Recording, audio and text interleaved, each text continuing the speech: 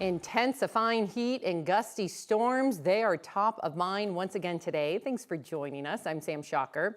So here's how it looks in the metro right now. Pretty skies, sunny, blue. So what kind of timing are we looking at for the storms today? Jaden Knowles is here from our 9 News Weather Impact team. You got the answers. When should we be expecting these storms, Jaden? Well, Sam, good afternoon to you. We are already seeing the uptick in shower activity just south of the metro area, but for the eastern plains, that's where that level 1 risk is today. We're talking about 3 to 7 p.m. But overall, look how hot it is. It's 12 o'clock right now. The low 90s already, and we're still warming up. 92 right outside in our backyard here at 9 News Studio. Here's your current temperatures across most parts of the state. You can see the upper 80s for the eastern plains, a little bit cooler. You notice that because you're seeing the uptick in cloud coverage, but we are in the low 90s here in the metro area. Towards the western slope, the upper 80s, but trust me, it's going to get warm out there this afternoon. So your live radar so far, you can see the uptick in shower activity. These are very light showers, but what we got to watch for is similar to what we saw yesterday with these gusty downburst winds. That's from dying thunderstorms. And notice that this thunderstorm right here near Highlands Ranch and Centennial, although it's not severe or anything of that nature, you could see some gusty winds with that, as well as some shower activity towards the high country there. That's going to continue to uptick the next couple of hours as it tracks towards the east, especially as it gets towards the eastern plains. So there's that level 1 risk that we've been talking about all morning. Towards the eastern plains, Kit Carson and also parts of Sterling and Fort Morgan could see some small hail and some gusty winds with these storms that we see today. Although we are on track to see 95 degrees this afternoon, and of course our headlines, weather impact alert as we head into tomorrow, because we're not done with the mid-90s, the upper 90s, and even the triple digits, including the metro area. I have more details about that in my full forecast. Jaden, thank you. A child is not only alive, but recovering, thankfully, after falling 6 floors from a former hotel in Denver yesterday. Crews were called out to the former Embassy Suites Hotel off of East Hampton Avenue. The city of Denver is currently using that as a shelter, and officials say the child was awake and responsive when taken to Children's Hospital Colorado, but had multiple injuries. So far, there is no information on the circumstances of the fall. The attorney for the woman accused of improperly storing bodies in her funeral home has filed a notice to change her plea. As a result, Carrie Halford's trial set for September has been vacated. This change of plea is not for Halford's accusations of mishandling remains at the Return to the Nature funeral home, but rather for federal charges she faces related to the misuse of COVID funds. She had pleaded guilty to wire fraud in 2024, but withdrew her plea in favor of a trial. But now, according to the filing, it appears she's ready to change it back. No date has been set for that hearing yet.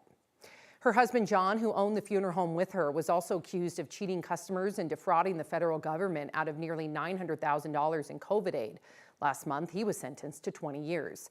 He's expected to be sentenced in August in a separate state case in which he pleaded guilty to 191 counts of corpse abuse. The former dentist from Aurora, accused of poisoning his wife, will go on trial this week, even after one of his lawyers was arrested on suspicion of arson. James Craig is not only charged with first-degree murder for his wife's 2023 death, but he's also accused of tampering with evidence and trying to solicit the murder of witnesses in the case. His first attorney withdrew from the case after the extra charges. Robert Working and his wife, Lisa Fine Moses, took over his defense, but within the last few weeks, Working was hit with a weapons charge, and then he was accused of setting fire to the home he shares with Moses. To have this many problems with one case, that's awfully unusual, really off the charts. Working just recently withdrew from the case, but another attorney did join Moses in the defense. Jury selection is set to begin Thursday. 2 women are accusing State Representative Ron Weinberg of making sexually explicit comments. They say they happened at public events back in 2021 and 2022 before he took office. The claims were sent to House Republicans just as he announced plans to run for minority whip. He has since withdrawn his name. One woman says Weinberg made graphic remarks about her to her husband twice. Another says he made crude comments directly to her. Weinberg denies the allegations, calling them false and politically motivated.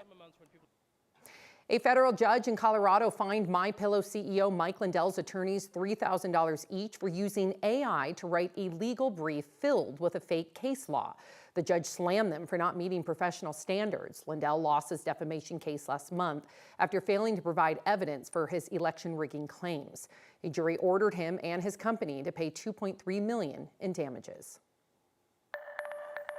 Cleanup from the Texas flooding will be extensive, but right now the concentration is more on the search for survivors. However, hope is fading. Texas authorities still haven't said how many people they think are missing, but we do know that the number of deceased is just over 100.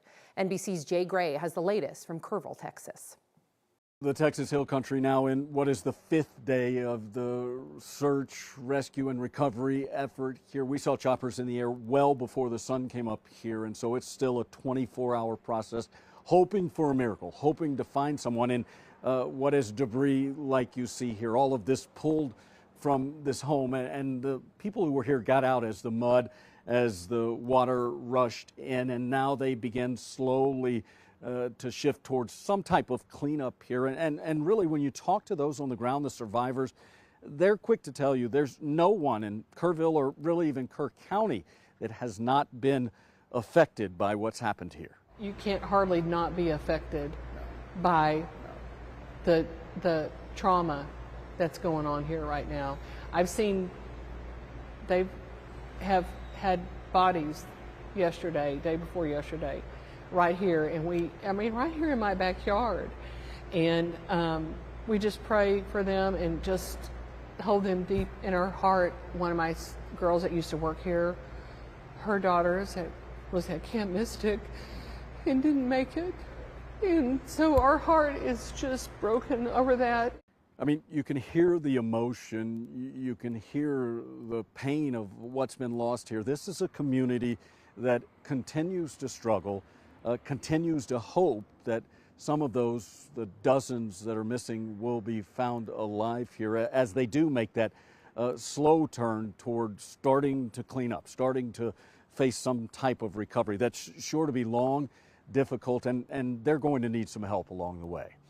That's the latest from here in Kerrville. I'm Jay Gray, NBC News. Texas crews are getting plenty of help from rescuers in Colorado. Several Denver metro agencies are sending help, including Colorado Task Force 1, which sent 45 members yesterday. We don't know exactly how long they will be in Texas, and the threat is not exactly over. The National Weather Service has extended Riverside flood watches and warnings in some places through Thursday.